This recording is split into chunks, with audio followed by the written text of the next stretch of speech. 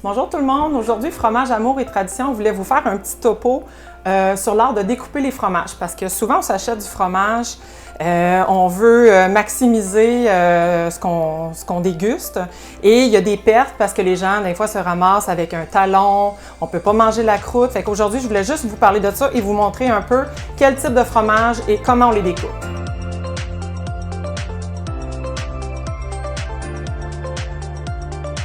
Premièrement, ici, on a le Hill Ash Island de la fromagerie Fritz Kaiser à Noyant, en Montérégie.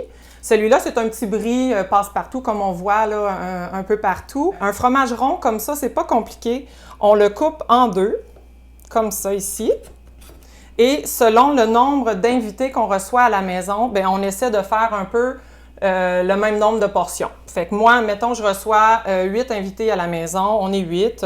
Je leur coupe en deux ici, fait qu'on a des quarts de fromage et on le replace très droit, on essaie de centrer les lignes et on le découpe une autre fois du sens horaire comme ça et de l'autre côté comme ça. Fait que ça nous fait 8 petites pointes égales que les convives peuvent déposer dans leur assiette et déguster à leur façon.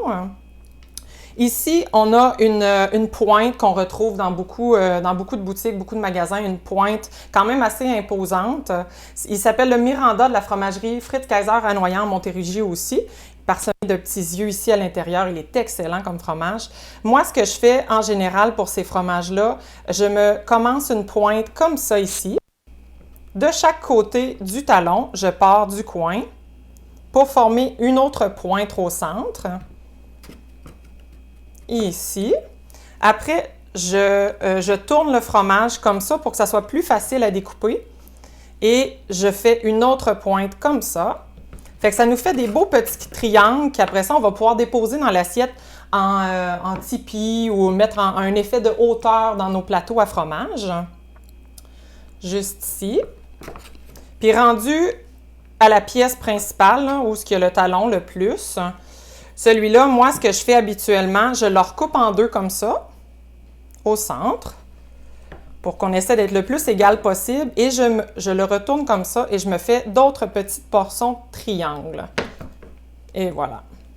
Fait que comme ça, les invités ont des portions pas trop grosses, qu'ils vont pouvoir déguster eux-mêmes dans leur assiette. Puis, on n'a pas trop de talons, de croûte. Il y en a qui la mangent, il y en a qui la mangent pas, mais c'est là qu'il y a le plus de saveur. Fait que, mangez-la. Ensuite, je vais passer au ballot ici, qui vient de la fromagerie Rang Neuf à Plessisville. Notre petite pâte semi-ferme avec une belle cendre végétale au centre. Celui-là, il y a une forme particulière pour une pâte semi-ferme. Il est rond. Alors, moi, ce que je fais, c'est que je le coupe en deux comme ça. Là, j'ai oublié de vous dire, habituellement, chaque fromage a son couteau. Dans le plateau de fromage, chaque fromage a son couteau. Fait que quand vous coupez un brie, vous changez votre couteau pour couper la pâte semi-ferme ou la pâte ferme, ou même le bleu, parce que c'est plus salissant. Le ballot est très particulier avec sa forme ronde et sa texture semi-ferme. On peut y faire des petits, des demi-lunes un peu ici. Puis on peut les placer en éventail comme ça. Fait que ça nous fait un bel éventail dans notre plateau à fromage. C'est super beau. Ça a un look, c'est esthétique. Fait que quand vous recevez les gens, ben, tu sais, là, juste à mettre quelques fruits autour de ça, des noix, charcuterie. Et ça nous fait un beau petit setup. Ensuite, je vais aller avec notre attrape-cœur, un petit nouveau. La fromagerie La Trappe à fromage. C'est un fromage en forme de cœur, c'est brie. On va avoir, tu sais, c'est un petit peu plus compliqué au niveau de la découpe, mais il y en a qui vont avoir un petit peu plus de croûte, mais pas énormément. On coupe comme ça au centre du fromage, juste ici. Celui-là, il est à point, là, son cœur est fait, on a une belle bédaine, il est très coulant. Celui-là, dans le fond, si vous voulez le pré-couper, vous partez du haut du cœur et vous essayez de faire des petites pointes, mais là, ça va être quand même assez difficile parce qu'il est tellement pâte molle coulante qu'on essaie de faire notre possible. On le coupe, on essaie d'avoir le moins de croûte possible pour chacun des invités. Et voilà, fait que ça nous forme des petites pointes comme ça, juste ici. Ensuite, les bleus. Les bleus sont très, très, très friables. Ça, c'est un petit peu plus difficile à découper. Alors, au niveau des bleus, ce que je fais la plupart du temps, c'est que je vais partir comme le Miranda, en fait. Je vais partir au niveau du talon. Je vais faire une petite pointe ici. C'est pas compliqué. La même chose de l'autre côté. Comme ça. Puis après ça, on y va de la même façon que le Miranda tantôt.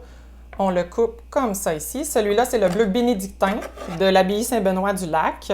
Fromage bleu avec un persillage homogène. Super de beaux produits. Puis les gens qui commencent à déguster le bleu, là, il est vraiment délicat. Ça fait qu'on fait plein de petites pointes comme ça qu'on dépose dans le plateau. Et voilà. Ensuite, au niveau de notre cheddar vieilli, cheddar extra fort de la fromagerie L'Ancêtre, celui-là est très friable aussi parce que c'est un fromage de maturation. Fromage de maturation, il va avoir un côté, quand on le découpe, il va se défaire, il ne faut pas se décourager, c'est normal. Il va être plus goûteux en bouche, mais il va se défaire. Alors ici, vous avez juste à faire des petits morceaux comme ça. Et voilà. C'est pas plus compliqué que ça. Puis vous pouvez même laisser un morceau entier fait à côté, présenté comme ça. Et voilà. Merci, gang!